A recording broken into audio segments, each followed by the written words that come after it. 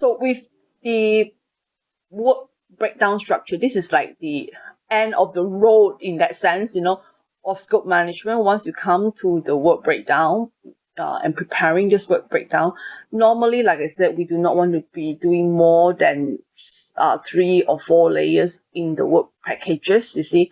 Other than that, you'll be putting it as the product itself or the component itself. It's just like when you're doing a school, you have a canteen building, that school classroom building, the library building, the infrastructure, these are all subcomponents. These are not work packages. So when you go into and write the work breakdown structure, it's about the physical work. It's about the step-by-step activities that you need to do in order to do the job, you see, to finish up the job. So it's about work package. It's about activities. It's about tasks.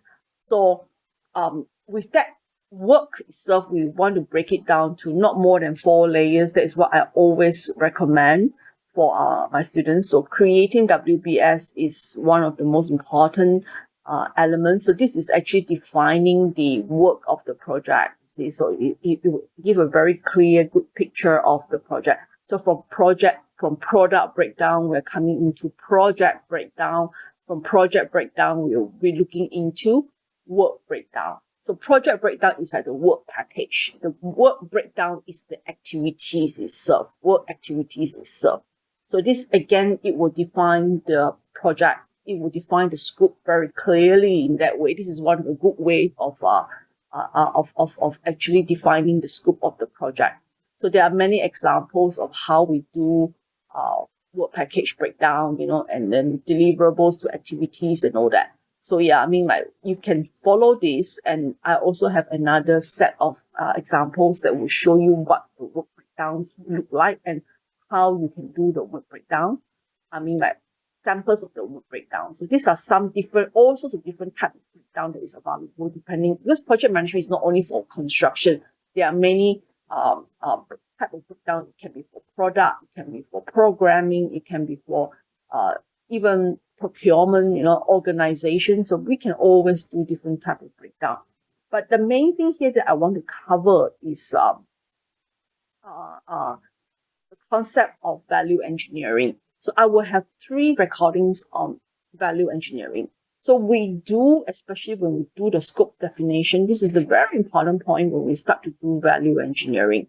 Because if you don't do value engineering at this point in time, you're just going to be designing a project. You've done a good job so far all the way up to here, defining the work breakdown. But every work breakdown, can you think about the value? Can you think about what can be done on the component to optimize the component? And that is the concept of value engineering. And I've got 3 recordings, about 13 minutes based on value engineering. I hope we can go through that to get a concept of doing value engineering and what are the steps required to do value engineering. What must you consider when you're doing value engineering? So this bit here is very difficult if you do value engineering during construction, because things are already designed.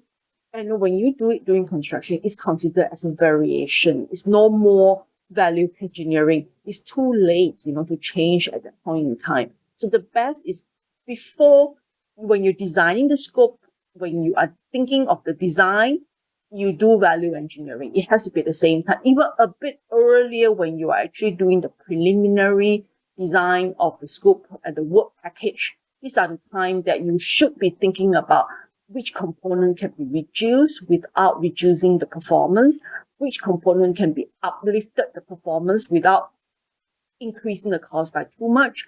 How do you make the project worth? The project worth must be, in the end, the component worth will make up the project worth or the project value, and a higher worth or higher value it will form a better project in that sense. And it will be a project that will make more sense to the client, cover more solution without without losing, like too much money. You don't want to, I mean, we all know that, nothing is for free. So you want to build something really good, but then if you don't really use it that way, or you're only using certain components of the project in a certain ways only, then what's the point of like doing the best state of the art? Everything is the number one kind of thing in the project. No point, because at the end of the day, the users are not going to use it. You see? So it must be of good value. It must be of high usage, of good usage, and also of convenience. What are the value it is to the project without affecting the performance? The cost shouldn't be too high. If it's high, the performance must be equally high. If the performance is low and the cost is high, then you have a very low value, and you really need to relook at the design of the project. Yep. So this is the concept of value engineering, and I'll be covering that, like I say, 3 lectures, 3 recording on life cycle, 3 recordings on value. So with this, you're probably having a lot of things to listen already in a sense. And the last bit, of course, is to control the scope, and we do not want scope creep. The most important thing is, unauthorized scope creep. You do a lot of changes during construction. You do a lot of changes during design.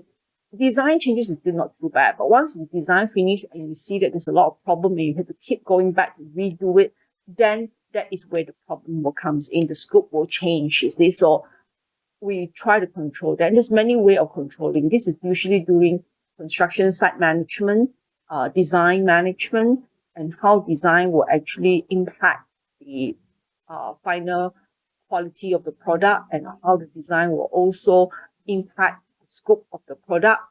And, in that sense, we must try to lessen changes as much as possible. Not to say that we can be so flexible that, you don't allow any changes, but if there is a project that, or there's a component that you need to change, but you must be careful in terms of calculating those changes, whether it's actually going to change the project bit by bit to a point that it's not done properly. And usually this will happen if the initial planning definition of the scope, the work breakdown, and the designs are not being checked properly and done properly. Study of the options are not studied properly. The yes or no is not being studied properly.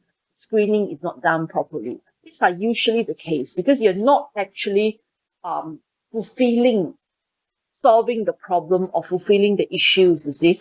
And then when you finish a project or halfway through, you realize, hey, this is not solving the problem, this is not really right, and then you need to keep changing. So these are the type of scope changes that we try to avoid completely in that sense. So if we do it properly since the beginning until now, I think we should be able to avoid scope changes or what we call variation to the project. Variation in a way is inevitable because nothing can be perfect. Design cannot be perfect. No studies can be perfect, but it must be within certain reason, and it must be a valid reason for you to change your scope of work. So this is project management, what we want to see. And when you change the scope of work, you need to restudy the time, you need to restudy your cost, you need to restudy the quality, you need to restudy procurement risk and all that. So the bit of going back to restudy are always missing in terms of scope management. You need to, when there's a scope change, please realize that you need to go back and look into many aspects as well before you can proceed on with just directly the scope change, you see. So we need to study that before we say yes or no to the proposed scope change, okay? So I think with that, we'll end the sessions, and I think there's quite a lot of things to go through, and I hope we can take it bit by bit to finish up the recording. And I'll see you again very soon. Okay, thank you very much.